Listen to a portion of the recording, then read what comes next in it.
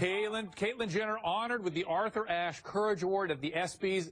Did she deserve it? Was it the right choice? Here she was last night on ABC. Take a look. All across the world, at this very moment, there are young people coming to terms with being transgender.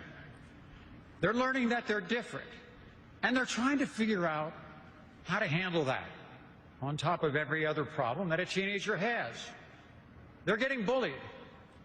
They're getting beaten up. They're getting murdered. And they're committing suicide. But this transition has been harder on me than anything I could imagine. And that's the case for so many others besides me. For that reason alone, trans people deserve something vital. They deserve your respect. I'd like to thank, personally, my buddy Diane. So, you know, you can only tell your story the first time once, and Diane, you did it so authentically and so gracefully. Joining me now in the audience, Shagun Oduolowu, entertainment journalist, Zoey Tur, pilot and reporter who herself is transgender, and Ben Shapiro, senior editor, Breitbart News, author of Bullies. Ben, did she deserve this award? For what? For courageously coming forward, for having been an athlete of great prowess and now fighting a new battle. What exactly is the battle? I mean, self-definition is what you do, and my baby's doing it at 18 months old. I wasn't aware that you get a medal for it. Shagun? I think she's a fraud. I thought the message and the messenger were wrong. I was in the audience at the ESPYs, and if you want to talk about courage, she said it herself in her speech that she retreated to her mansion in the Hill and was... Where was she in the 70s when the LGBT community was fighting for acceptance? Where was she in the 80s when the AIDS epidemic was ravaging the LGBT community? She was hiding, feeling bad about being transgender. Where was she in the 90s when shows like 90210, Melrose Place, and Will and Grace were bringing gay people to the forefront? Where was she in 2000? She couldn't come forward yet. My thing is this, she's a 65-year-old rich white woman that decided to do this, but don't tell me you're walking in the truth for other transgender kids of color who don't have that war chest of money to get the surgery to look like she looks. They're not going to get the cover of Vanity Fair. So don't tell me that she is going to stand on the banks waving her hand as the beacon for transgenders when there's a river of blood of people that die. Okay, regardless of who the messenger is, okay, whether you like it or her not, or think that this is an authentic person or not, or her intent, she is bringing a conversation to the forefront that is helping people better understand, not you, unfortunately, better understand the transgender community, have more empathy, have more tolerance, and that is saving lives. Because as she stated, there are so many transgender youths and adults that are victims of violence, that are beat up, that are bullied because of the discrimination. So thank God that now she is mainstreaming it so people can better understand it and have tolerance. Sam, that's dead wrong. No, it's not dead wrong. She lives in the most accepting city in the state. And go do that in Alabama. Be a hero. Be a hero. Listen to Zoey. Listen to Zoey. Zoey, go ahead. Good try. You have to bifurcate it. Did she deserve the honor? Probably not. Is she brave? Of course she's brave. All those years invested as this sports legend. To come out transgender is horribly difficult. It is the most difficult thing you can do. I've been overseas. I've flown helicopter missions, surveillance missions. I've been shot, stabbed. Being brave is being yourself. And being transgender is about the bravest thing you can do. Did she deserve the award? Yes. Why are we mainstreaming delusion? It's not delusion. Why would you call it delusion? Because Caitlyn Jenner, I'll call him Caitlyn Jenner. No, because it's her. You're not being polite to the pronouns. Because disrespectful. Okay, forget about the disrespect. Facts don't care about your feelings. It turns out that every chromosome, every cell in Caitlyn Jenner's body is male with the exception of some of his sperm cells. It turns out that his brain structure is male. It turns out that he still has all of his male appendages. How he feels on the inside is irrelevant to the question of his biological sex. I don't agree with that. I'm not on that train. I'm not on that train. She wants to be called she. I'm going to call her she. I just have a problem with the message and the messenger. So well, let's I'm going to do two things. I want to reiterate what Zoe said, which is the bifurcation of the courage to come forward after a lifetime as a male and a certain kind of a male versus did she deserve this award? Listen, the awards, what are award ceremonies except an opportunity to catch some eyes? Especially the ESPN. So, yeah. It's like ESPN, well done, ABC. Yeah. They did exactly what their job was, to attract eyes. They did it. That's what award ceremonies are for. But in terms of the science behind gender dysphoria, you're very familiar with that, Zoe. Very familiar. It's not about the the chromosomes within our both know nuclei. Yeah, go ahead. chromosomes don't necessarily mean you're male or female. Gender. With gender identity. Go ahead. No, so especially, but even so, you have a thing like Klinefelter's syndrome. So you don't know what you're talking about. You're not educated on genetics. Would you like to discuss the genetics? Or well, no, what no. are your genetics? So I'd stay away from the genetics and back to the brain scans. You cut that out now, or you'll go home in an ambulance. Yeah, that seems mildly inappropriate for a political discussion. No, I know. Well, but wait. To be fair, but to be fair, you're actually being rude. And that's not fair. I'm sorry, it's not rude to say that someone who's biologically a male is a male. Someone who's biologically male is a male. But Mr. Shapiro, you knew very well that saying that to Zoe would be egregiously insulting. It's not a matter of insulting or inflammatory. It is. is. No, well, you are a male. Dr. Drew is a male. Sir, you're right. On paper, what is a fact is a fact, and I can't deny that. But you knew that going in, that to saying that to Zoe would be aggressively insulting. It's not a matter of aggressively insulting. It is. The entire discussion is whether we are embracing mental illness and delusion as a society. That's the entire discussion. No. But that's you're avoiding the fact. You're avoiding the fact. If you want to talk facts, you're avoiding the fact. You're not a dumb man. You knew that saying that to Zoe would be incredibly hurtful. Stop it. Roll on the last word here, because you haven't had a chance. And then there's some very startling statistics that are out that say that 80% of us know somebody who's gay or bisexual or even transvestite or lesbian, but only 1% of us know somebody who is in transition. So this is a new discussion for us. A lot of it is very scary for a lot of people.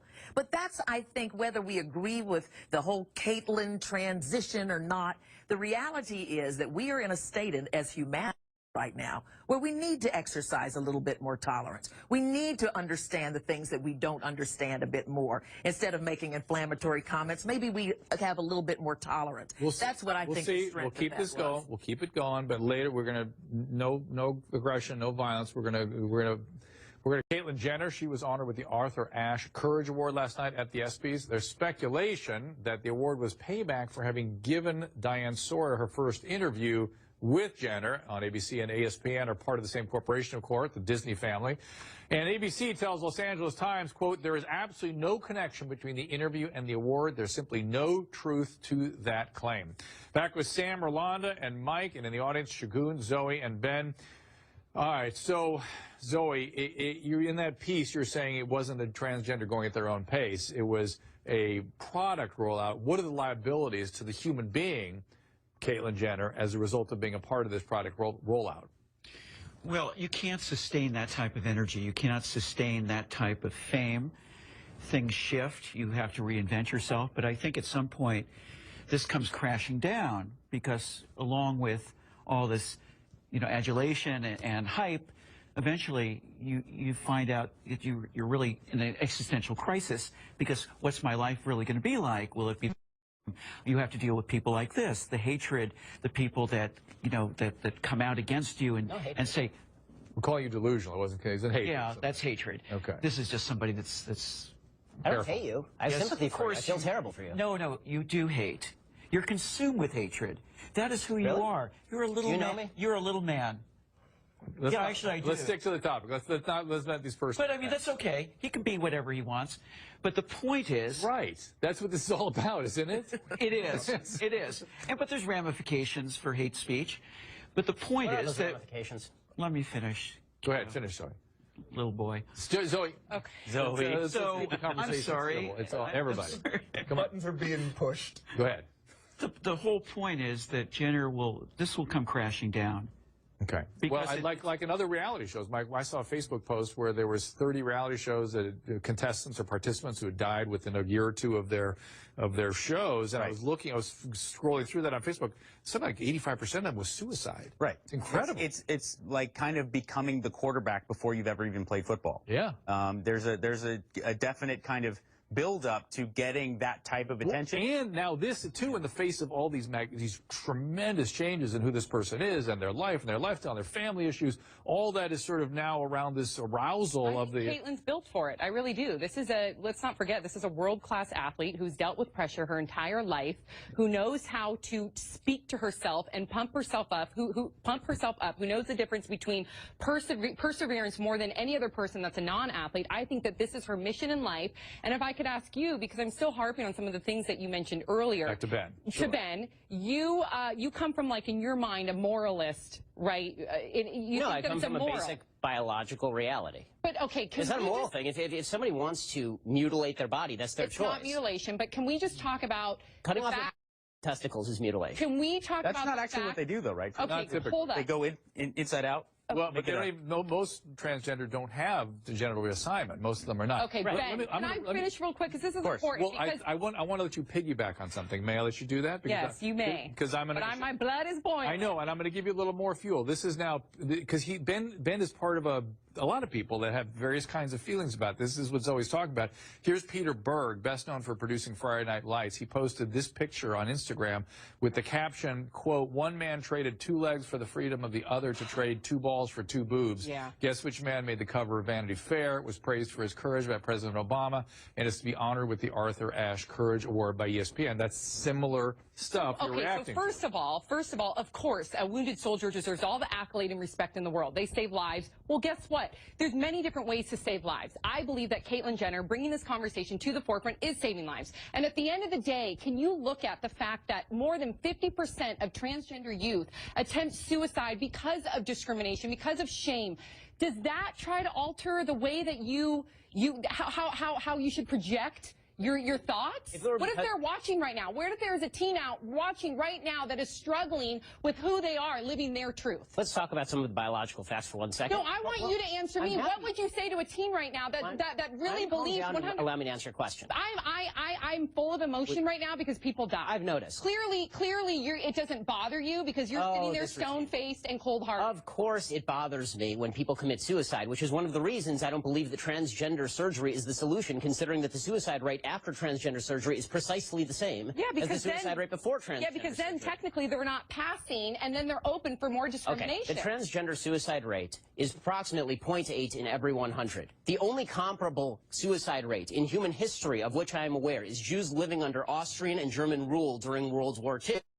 To liken the treatment of transgenders in the United States or the Western world to Jews living under Nazi. No, I'm actually comparing apples to apples in terms of the suicide rate. But I think if you can see what discrimination why don't we look at actual solutions? Why then stop hating, tolerate. It's not. I'm happy to tolerate. Whatever people want to do is what they want to do. But the idea that the surgery itself is something to be glorified, to be reveled in the mental illness. I think if you can bring up the difficulty that Jewish people have faced because of hatred, then why can't you as a human, as Dr. Maya Angelou would say, that I am human, so therefore nothing human can be alien to me? Why can't you take that position and understand based upon your history? I don't hate anybody who has a mental illness and is trying to figure out how to fix that.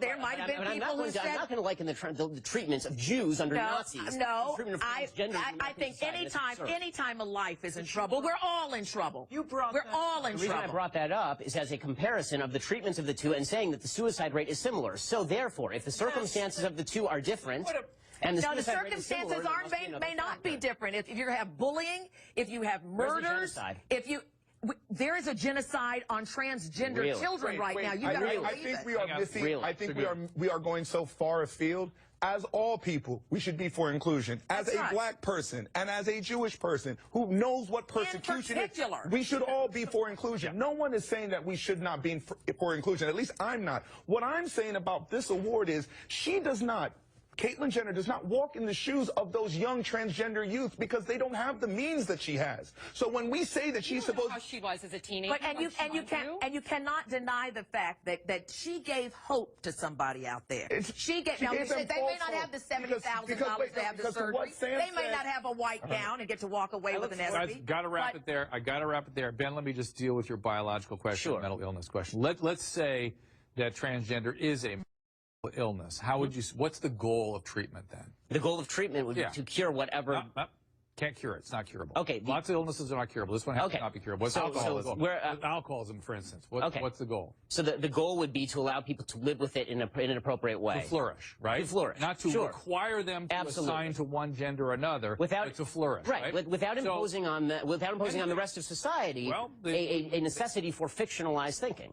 Okay, because that actually is a cost to society. I'm sorry, but my grandfather was bipolar, okay? Yeah. And he thought that the radio was talking to him. Yeah. They put him in a mental hospital. They did not tell him the radio was talking to him to allow him to live a better life. They put him to a mental hospital, and then they gave him lithium, which allowed him to live a better life. Looking for better solutions than transgender surgery would be a better solution than pretending that transgender surgery is the cure for people. People are looking for treatments all the time. This has been the one. This is stopping the look. No, it really isn't. But be that as it may, there's the movie called Infinitely Polar Bear out there about being bipolar and how they are ostracized to this day. So